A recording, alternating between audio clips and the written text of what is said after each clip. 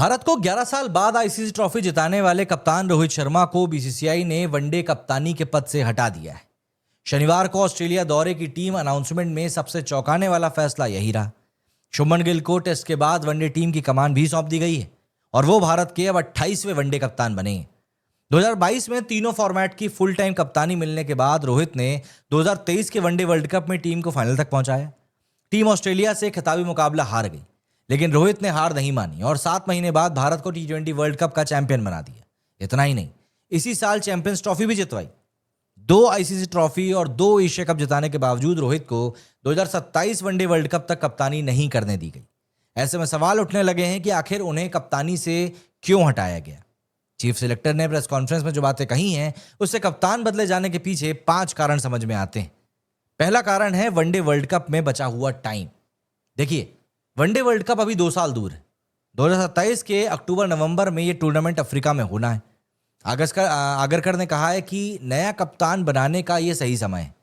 Management Shubman को one day कप्तान के रूप में टाइम देना चाहता है ताकि वर्ल्ड कप तक उन्हें इस टीम को लीड करने की आदत हो जाए। शुभमन को इसी साल मई में रोहित के टेस्ट रिटायरमेंट के बाद रेड बॉल टीम की कमान भी सौंपी गई थी। उन्होंने इंग्लैंड में 5 टेस्ट मैचों की सीरीज 2-2 से ड्रॉ कराई। अब वेस्टइंडीज के खिलाफ सीरीज में 1-0 की बढ़त भी बना ली है। फ्यूचर को देखते हुए शुभमन को कमान सौंपी गई है। वहीं श्रेयस अय्यर को वाइस कैप्टन बना दिया गया है। दूसरा कारण आता है रोहित का घरेलू क्रिकेट नहीं खेलना। देखिए, 2013 से पहले तक रोहित घरेलू क्रिकेट में रेगुलर थे, लेकिन इसके बाद से उनके मैच कम होते चले गए। उन्होंने 2018 में आखिरी बार विजय हजारे ट्रॉफी के सेमीफाइनल में मुंबई के लिए लिस्ट ए मैच खेला था। उसके बाद से वो घरेलू क्रिकेट से नदारद है। सिलेक्शन कमेटी इस बात पर जोर भी दे चुकी है कि टीम का हिस्सा बनने के लिए हर खिलाड़ी को डोमेस्टिक टूर्नामेंट खेलना पड़ेंगे। रोहित का घरेलू क्रिकेट छोड़ना भी उन्हें कप्तानी से हटाए जाने का एक बड़ा कारण समझ में आ रहा है। एक तीसरा फैक्टर आ जाता है उनकी एज। रोहित 38 साल के हो चुके हैं। 37 साल की उम्र में टीम इंडिया को अपनी कप्तानी से चैंपियंस ट्रॉफी का खिताब उन्होंने जितवाया था। भारत से अब तक महज 5 खिलाड़ी ही 38 साल की उम्र के बाद भी वनडे खेल पाए हैं। इनमें मोहिंदर अमरनाथ ही इकलौते प्लेयर थे जिन्होंने 39 की एज तक वनडे खेला था। टीम इंडिया वनडे फॉर्मेट में फिटनेस को ध्यान में रखते हुए उम्रदराज प्लेयर्स को तवज्जो नहीं देती है। सचिन तेंदुलकर, MS धोनी, राहुल द्रविड़, सुनील गावस्कर ने भी 38 की उम्र तक ही वनडे क्रिकेट खेला था। लेकिन अगर 2027 का वर्ल्ड कप रोहित खेलते हैं तो उनकी उम्र उस समय 40 साल हो जाएगी और वे भारत से वनडे खेलने वाले सबसे उम्रदराज प्लेयर भी बन जाएंगे। हालांकि बड़ा सवाल यह है कि क्या वो तब तक अपनी फिटनेस को वनडे क्रिकेट के लिए मेंटेन कर पाएंगे। इसके अलावा बीसीसीआई ने 3 कैप्टन वाली भी एक थ्योरी बोली। चीफ सिलेक्टर ने कहा कि 3 फॉर्मेट के लिए 3 अलग अलग कप्तान रखना काफी ज्यादा मुश्किल भरा है। इस समय गिल टेस्ट के और सूर्य कुमार यादव T20 के कप्तान हैं। अगर रोहित वनडे के कप्तान बन जाते हैं तो इस समय तीनों फॉर्मेट में भारत के कप्तान अलग होंगे। इसलिए गिल को 2 फॉर्मेट की कप्तानी दी गई है। माना जा रहा है कि गिल जल्द ही तीनों फॉर्मेट में भारत के कप्तान बन सकते हैं। एक फैक्टर और आ जाता है और वो ये कि हमारे जो यंगस्टर्स हैं ना, वो मोर देन रेडी हैं।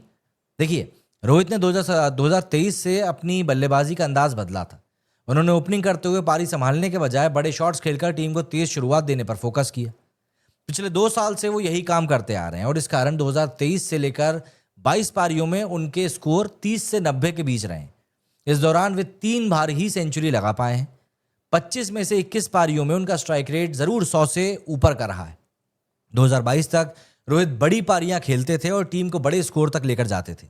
अब रोहित टीम को तेज शुरुआत दिलाते हैं और उनके इस काम को करने के लिए मैनेजमेंट के पास में जायसवाल, अभिषेक शर्मा, ऋतुराज गायकवाड़ जैसे यंग प्लेयर्स मौजूद हैं। जायसवाल को तो ऑस्ट्रेलिया दौरे के लिए चुना भी गया है। यानी रोहित अगर आउट ऑफ फॉर्म नजर आए तो उन्हें प्लेइंग 11 में रिप्लेस करने के लिए जायसवाल को भी मौका दिया जा सकता है। रोहित की कप्तानी में भारत ने 56 वनडे खेले, 42 जीते हैं और महज 12 गंवाए हैं। इस दौरान एक मुकाबला टाई और एक बेनतीजा भी रहा था।